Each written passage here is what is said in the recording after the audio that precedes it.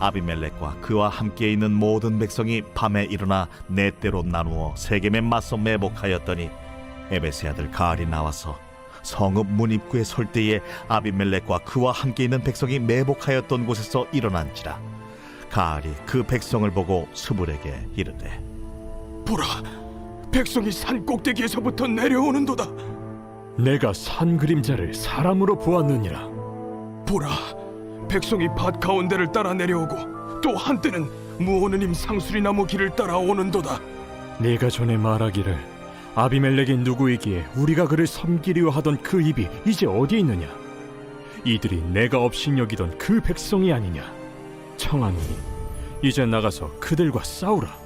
하니 가알이 세겜 사람들보다 앞에 서서 나가 아비멜렉과 싸우다가 아비멜렉이 그를 추격하니 그 앞에서 도망하였고 부상하여 엎드러진 자가 많아 성문 입구까지 이르렀더라.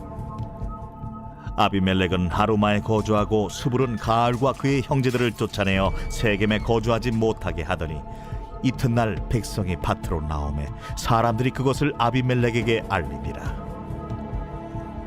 아비멜렉이 자기 백성을 세 무리로 나누어 밭에 매복시켰더니 백성이 성에서 나오는 것을 보고 일어나 그들을 치되 아비멜렉과 그때는 돌격하여 성문 입구에 서고 두 무리는 밭에 있는 자들에게 돌격하여 그들을 죽이니 아비멜렉이 그날 종일토록 그 성을 쳐서 마침내는 점령하고 거기 있는 백성을 죽이며 그 성을 헐고 소금을 뿌리니라.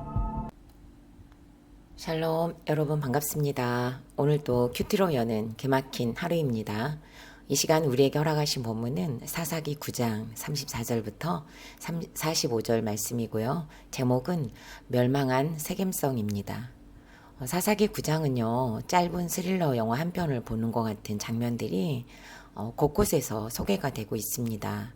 다른 장에서는 대부분 하나님께서 세우신 사사들이 등장하는 반면 9장에서는 하나님이 세우지 않는 자가 왕을 사칭하고 반역하다가 그 추종자들과 함께 멸망하는 그 반역의 기사가 계속 반복되고 있기 때문이죠. 다른 장에 비해 긴 절로 이루어져 있지만 내용은 아주 간단합니다. 그것은 하나님이 세우지 않는 그 어떤 지도자도 참 구원자가 될 수 없고 오히려 그 사람으로 인해 그를 추종하는 백성들까지 망하게 된다는 것을 보여주고 있습니다. 오늘 본문에 등장하는 인물들을 통해 구속사적인 관점으로 우리가 배우고 깨달아야 할 것들은 무엇인지 함께 묵상하는 시간이 되셨으면 합니다. 첫 번째로 매복할 때가 있습니다. 34절과 35절입니다. 아비멜렉과 그와 함께 있는 모든 백성이 밤에 일어나 네 때로 나누어 세겜에 맞서 매복하였더니 에베스의 아들 가알이 나와서 성읍 문 입구에 설 때에 아비멜렉과 그와 함께 있는 백성이 매복하였던 곳에서 일어난지라. 아멘. 어제 본문이었죠. 아비멜렉은 그의 신복 스불을 통해 세겜에서 가알이 반역을 일으키고 있다는 소식을 들었습니다. 그러니까 이제 세겜 사람들도 이제 그 가알에게 동조한 사실을 알게 된 거죠. 한때는 세겜 사람들과 함께 아비멜렉이 동맹을 맺고 기드온의 아들들 70명을 죽였는데 지금은 그 동맹자였던 세겜 사람들이 오히려 아비멜렉을 반역하고 있습니다. 아비멜렉은 한밤중에 군대를 조직해서 매복을 합니다. 가알이 성문으로 나오는 것을 지켜보고 있다가 공격을 개시하죠. 아비멜렉의 입장에서는 지금 가알이 적군입니다. 무너뜨려야 할 대상이고 반드시 이겨야 할 대상인 것이죠. 그렇지 않으면 내가 죽게 되니까요. 그러기 위해서 매복할 때를 알고 조직된 군대와 함께 치밀하게 매복을 합니다. 매복은 역사적으로 대부분의 전투에서 사용되는 전술이라고 해요. 그리고 고대에서부터 현대까지 계속되어 온 전술 중에 하나라고 합니다. 매복은 적의 동태를 살피고 때에 맞는 공격을 효과적으로 하기 위한 필요한 작전입니다. 어느 때는 매복의 성공 확률을 통해 전쟁의 승패가 갈리기도 합니다. 매복의 특징은요, 전쟁의 승리를 위해 기꺼이 불편한 장소를 선택합니다. 적들의 눈에 띄지 않는 사각지대를 때로는 선택해야 하죠. 그리고 매우 불편한 자세를 취하기도 합니다. 협소한 곳이라면 많은 사람이 웅크리거나 쭈그려야 하고 때로는 하고 싶은 말을 쉽게 하지 못할 수도 있습니다. 어디 말뿐입니까? 웃음이 나와도 참기도 해야 하죠. 어느 때는 숨소리를 죽여가며 호흡할 때도 있습니다. 좁은 공간에서의 불편함이 있지만 승리를 위해 참고 인내합니다. 언제 일어나야 할지 그 타이밍을 계속 조절하며 그때를 숨죽이고 기다리며 대부분의 불편함을 감수하는 전술이 바로 매복입니다. 오늘 우리는 악한 아비멜렉이 전쟁을 위해 매복하고 있다가 그때를 놓치지 않고 일어서는 것을 봅니다. 아비멜렉과 스불의 매복 작전은 가알을 압도하는 승리를 얻었습니다. 가알이 큰 소리 쳤다가 도망가는 신세가 되었습니다. 우리는 하나님께서 택하신 백성들입니다. 우리도 하나님의 백성으로서 매복할 때가 있다는 것을 깨닫게 하시는 것 같습니다. 지혜는 타이밍이고 타이밍은 십자가라고 했습니다. 결국 거룩한 매복이지 않습니까? 구원을 위해 매복하고 거룩을 위해 매복하는 것이 절시 필요한 우리의 삶입니다. 오늘 본문의 말씀은 지금 저에게 하시는 말씀인 것 같습니다. 지난주에 가만가만 묵상을 통해서도 고백되었듯이 남편의 식사에 집착하는 모습은 어린 시절에 어긋난 상처가 빚어낸 가치관이었습니다. 친정아버지의 반찬 요구를 들어주지 않았던 친정어머니에 대한 원망이 이제 뿌리가 되었습니다. 지금 생각해보면 친정아버지께서 말씀하시는 반찬을 만들어 드리는 것이 쉽지 않았겠다는 생각을 합니다. 왜냐하면 친정어머니는 대부분의 시간을 남편 없이 생활했기 때문에 정말 식탁이 항상 간단했습니다. 왜 주부들이 남편이 없으면 반찬이 훨씬 단조로워지잖아요. 바쁜 농번기 때가 되면 농사를 도우러 아버지께서는 집으로 오셨습니다. 그동안 외지에서 이곳저곳에 다니시면서 맛있는 음식을 드셔보았는지 오시면 그 음식 주문들을 하셨습니다. 그런데 그냥 집에만 계시고 시골에만 계셨던 어머니께서 어떻게 할 수 있었겠어요? 더군다나 제가 보기에는 친정어머니는 주방에 관심이 별로 없는 분이셨습니다.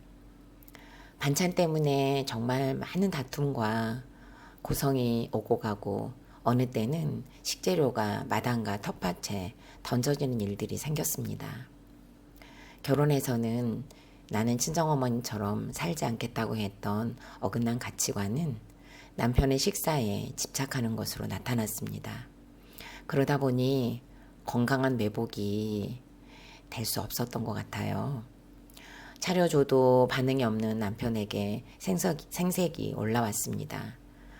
그냥 차려주는 것도 아니고 반찬을 일일이 따로 담고 또 가능하면 또 이쁘게도 담으려고 하고요. 어느 때는 색도 맞을 때가 있습니다. 그냥 저만 혼자 이렇게 해요. 저의 시간과 정성이 들어가면 들어갈수록, 그러니까 힘이 더 들어가면 들어갈수록 매복이 안 됐던 것이죠. 지혜도 없고 타이밍도 못 찾고 결국에는 저는 생색폭발을 시작으로 하여 차려준 것도 먹지 못한다고 옳고 그름으로 정죄하고 무시하는 지경까지 가고 있는 저를 보았습니다. 지난 몇 주간은 물어보고 식사를 차리고 있는 중입니다. 어제도 아침을 준비하다가 말고 물었습니다. 물었더니 차려주면 먹겠다고 해서 토스트를 해서 먹도록 했습니다. 저는 이것이 뭐라고 참 불편하고 힘이 듭니다. 너무너무 매복이 어려워요.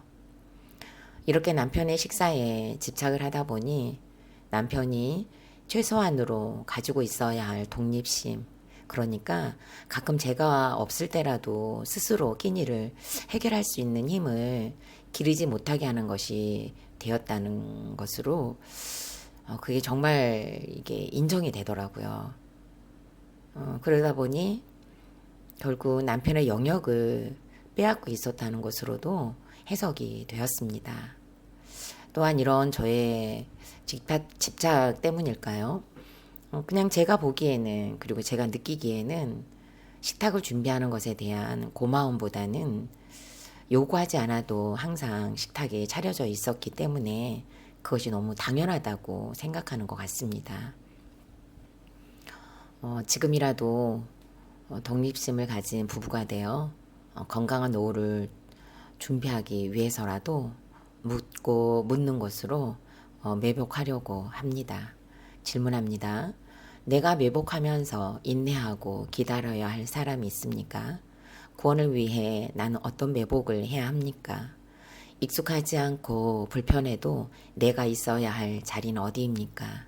오늘도 구원의 때를 향하여 매복하는 저와 여러분이 되시기를 바랍니다. 두 번째로 욕심은 사망을 낳습니다. 39절부터 41절입니다. 가알이 세겜 사람들보다 앞에 서서 나가 아비멜렉과 싸우다가 아비멜렉이 그를 추격하니 그 앞에서 도망하였고 부상하여 엎드러진 자가 많아 성문 입구까지 이르렀더라. 아비멜렉은 아루마에 거주하고 스불은 가알과 그 형제들을 쫓아내어 세겜에 거주하지 못하게 하더니 하나님은 지금 아비멜렉을 통해서도 구속사를 써내려가고 계십니다. 24절에 하나님께서는 아비멜렉의 포악함을 갚으신다고 하셨거든요. 형제들을 배반했던 아비멜렉이 지금 형제라고 여겼던 세겜 사람들로부터 배방을 당하고 있습니다.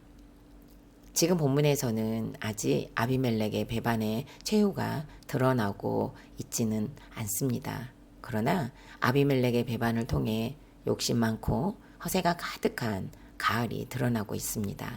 기세등등하게 세겜 사람들보다 앞에 서서 아비멜렉에게 나갔지만 치밀한 아비멜렉과 스불의 작전에 완전히 패배를 하고 맙니다. 욕심으로 아비멜렉처럼 세력을 얻어보고자 세겜 사람들을 충동했지만 오히려 아비멜렉의 추격을 당해 도망하는 신세가 되고 부상까지 입었습니다. 그를 따르던 군사들도 모두 엎드러졌습니다. 스불은 가알과 그를 따르던 사람들을 아예 쫓아내고 세겜 사람들과 단절시킵니다. 야고보서 1장 14절부터 15절에서는요. 각 사람이 시험을 받는 것은 자기 욕심에 끌려 미혹됨이니 욕심이 잉태한즉 죄를 낳고 죄가 장성한즉 사망을 낳느니라고 했습니다. 배반은 배반을 낳고 욕심은 또 욕심을 낳습니다. 결국에 욕심은 죄를 낳고 죄가 장성하여 사망을 낳는 모습을 오늘 본문에 그대로 나오고 있습니다. 44절과 45절을 제가 읽어드릴게요. 아비멜렉과 그때는 돌격하여 성문 입구에 서고 두 무리는 밭에 있는 자들에게 돌격하여 그들을 죽이니 아비멜렉이 그날 종일토록 그 성을 쳐서 마침내는 점령하고 거기 있는 백성을 죽이며 그 성을 헐고 소금을 뿌리니라. 아멘. 하나님께서는 마침내 아비멜렉을 배반했던 세겜을 아비멜렉에게 넘기십니다. 지금은 아비멜렉이 승승장구하여 천하를 얻은 것 같죠. 하지만 지금 아비멜렉은 그가 뿌린 포악한 열매를 세겜이 배반하는 것으로 거두고 있는 중입니다. 세겜은 기드온이 목숨을 걸고 건진 사람들입니다. 그러나 너무도 쉽게 아비멜렉의 꼬임에 빠져 기드온의 아들들을 죽이는 일에 동참하고 살인자를 왕으로 삼는 것으로 기드온을 배반했습니다. 하나님께서는 세겜에게 동일한 방법으로 세겜 사람들의 삶의 결론을 100% 오르신 방법으로 지금 주고 계십니다. 질문합니다. 내가 믿고 의지했던 사람에게 속고 배반당한 일이 있습니까? 나는 욕심으로 누군가를 배반하진 않았습니까? 나는 속인 자입니까? 속은 자입니까? 마지막으로 7월 22일 보석 상자입니다. 광야 생활을 거치면서 애굽에서의 노예 근성, 즉 예수 믿기 전의 가치관을 타파하게 됩니다. 매일의 삶에서 영적 지경을 넓히기 위해서 싸워야 합니다. 아멘. 다 같이 기도드리겠습니다. 살아계신 하나님, 세겜은 자기를 구해준 기드온의 은혜를 잊고 그의 아들들을 죽이는 일에 아비멜렉과 함께했습니다. 그것도 모자라 가알과 또 하나 되어 아비멜렉을 배반합니다. 아비멜렉이 뿌린 배반의 씨앗이 자라서 돌아오는 것을 봅니다. 말씀을 듣는 그 한 사람들이 깨어 거룩한 묘복을 하도록 하나님 힘을 주옵소서. 배반자 아비멜렉도 이기기 위해 치밀한 매복을 합니다. 우리도 구원을 위해 치밀한 매복을 할 수 있도록 지혜를 주셔서 죄와 중독들이 거룩한 매복 앞에서 멸망하는 날이 올 수 있도록 인도하여 주옵소서. 욕심과 허세로 앞서서 갔던 가알이 한순간에 쫓기는 자가 되었습니다. 우리도 가알입니다. 욕심과 허영심, 허세로 무분별하게 앞서가는 자가 되지 않고 말씀과 공동체에 묻고 또 묻고 갈 수 있도록 인도하여 주옵소서. 여름 사역의 막바지에 있는 다음 세대를 인도하여 주셔서 모든 관계에서 구원의 가치관으로 매복할 힘을 주옵소서. 여름 사역에 은혜를 더하여 주옵소서. 예수님의 이름으로 기도합니다. 아멘.